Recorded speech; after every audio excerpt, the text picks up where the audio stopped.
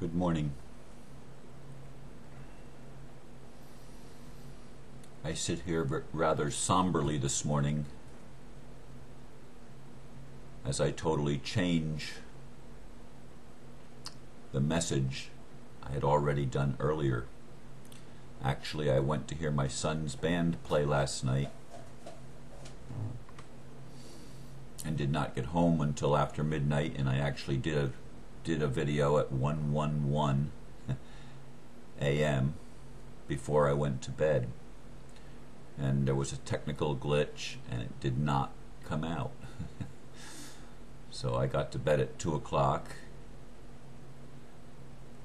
and as I come to the computer today, I'm doing a completely different video than I did last night, having read a response from one of the listeners yesterday that came to me in a private email. This is a person that I know and that I've actually had speak at my house at the Mary Horgan Center. And it tears at my very soul as I go back and review this morning. I realize that I need to talk about the problem with loving evil. And I'm actually reading a slightly paraphrased version of her words from her email to me. I listened to your latest video, Ninth Wave, Either Or, Both and More. Help me understand why murder, maiming, genocide, and satanic ritual abuse should be viewed as an experience of consciousness that we should embrace. As you stated, we need to love that which causes us fear. In other words, love your predator. Let it kill you, your children. Tell your consciousness that your rape and murder is an act of love by the predator, and you will experience it as love. That was my take-home message.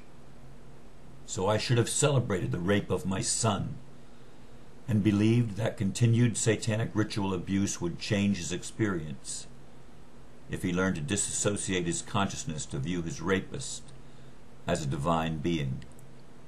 Will this also work for the 800,000 children per year who are being sacrificed by the Luciferians? Will this work for the millions of children whose brains are being fried by vaccines?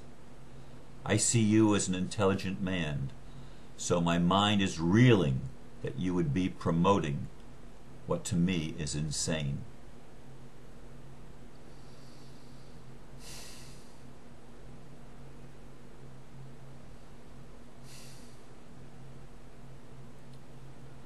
There is much insanity in the world, and for those that have suffered such horrendous abuse firsthand, forgiveness of the predator can seem absolute insanity.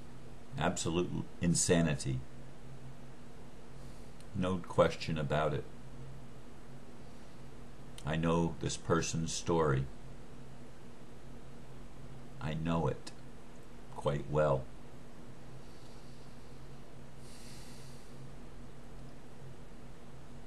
And valid points are being made and raised. And it's not something that I find easy at all to deal with. It tears at my very heart, because I know what happened to the little boy. I know what continues to happen, or at least what is suspected to be a continuation of what happened several years ago. I know this person was involved with a person at the very high level of the establishment,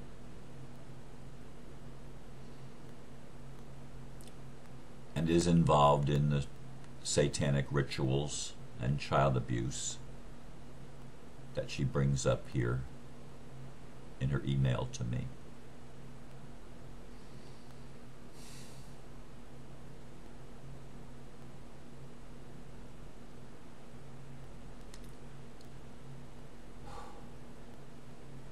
In no way do I ever intend to justify the atrocities that are happening in our world and have been happening over the course of human history.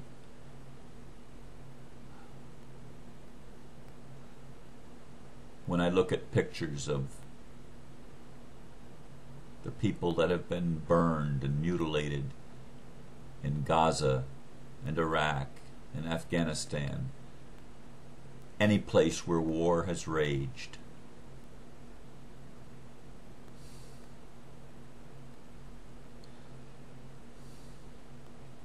I cannot help but feel the pain as my own, almost as my own, and compassion.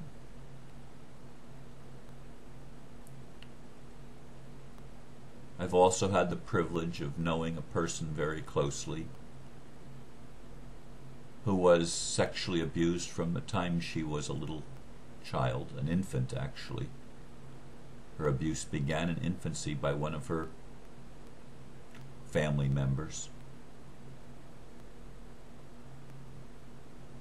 And I've seen what happened to her as she went through the process of forgiving, actually loving the predator, the abuser.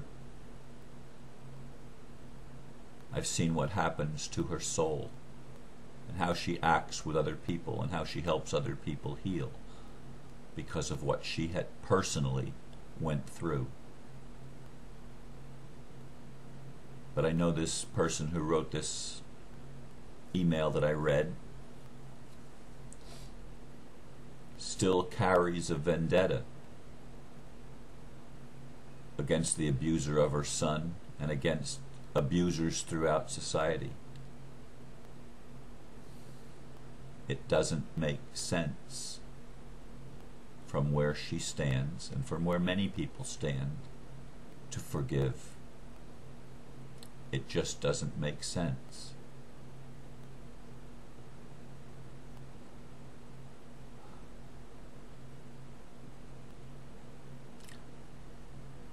Yet, if we are constantly looking to punish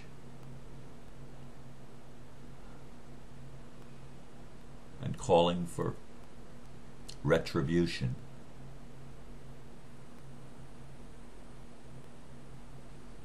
and trying to divide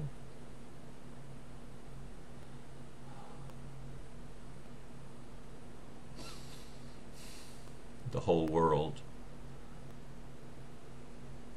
and destroy the destroyers, as I said yesterday, that is still in our hearts.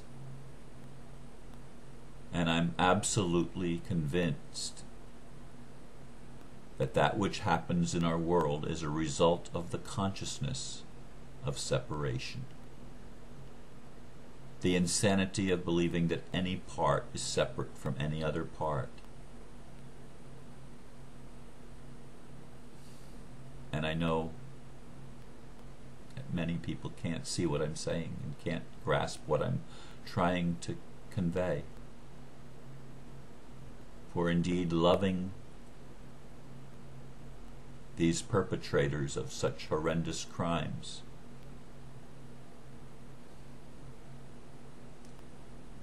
seems like you're justifying what they're doing and saying it's okay. That is not my message. None of these atrocities is okay. Not a single one of them. It's crimes against humanity.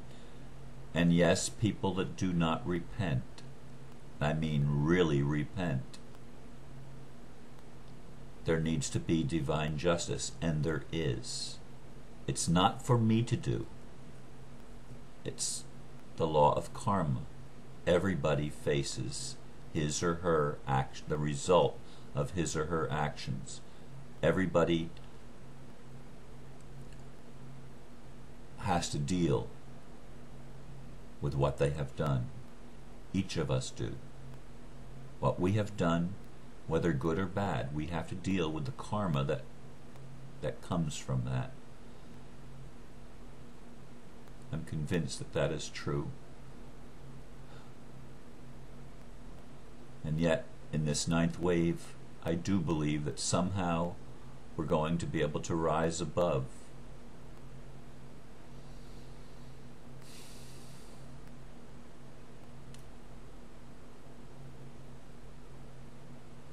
our need to punish.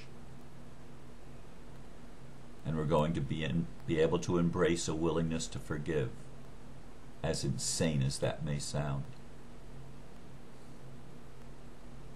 I'm really struggling with the message here today. One, because I'm exhausted. And two, because of my friend and her dilemma.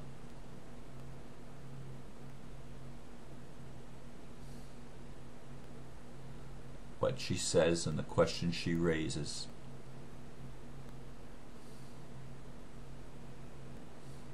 are important and serious questions. And I don't have easy answers.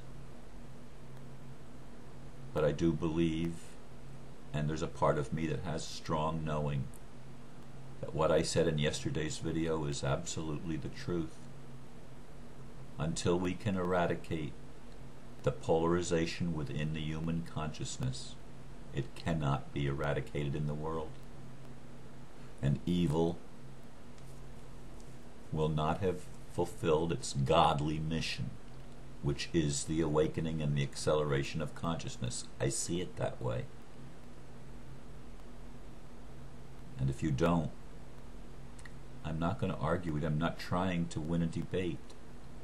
It's not about me being right or anybody else being wrong or vice versa. It's not about right and wrong. It's about allowing my heart to embrace an all-encompassing love, because that's what transforms me. That's what brings me home and gives me peace. And my heart breaks for those that can't find that peace in their own heart. And because of my tiredness this morning, because of rereading this again and again, what I wrote, or what I not wrote, but I read that she sent me,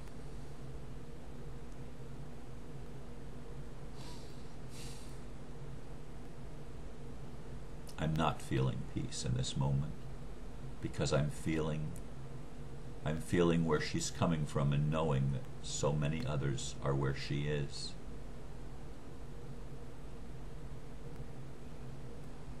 And I remember the video that I watched quite a long time ago about the Rwanda situation, and about one lady in particular whose entire family had been murdered in the genocide, and how she forgave the very person who was only just a young teenager who committed the atrocity of murdering her family, or participating in the murder of her family. And both of their lives were transformed by the forgiveness that she was able to give. It transformed her, and it transformed him. Did it bring back her family? Did it undo the crime? No. Not in this life. Not as we could perceive reality. But it did transform their lives, the lives of those that remained, bringing beauty where there had been such pain. That's all I'm going to say today. Thank you for listening to this very difficult talk. And pray for not only this lady, but for all those in our world, that somehow we will each be able to find a place of forgiveness in our hearts, so that we can experience the transformation that is our birthright, to become fully loving sons and daughters of the living God. Namaste.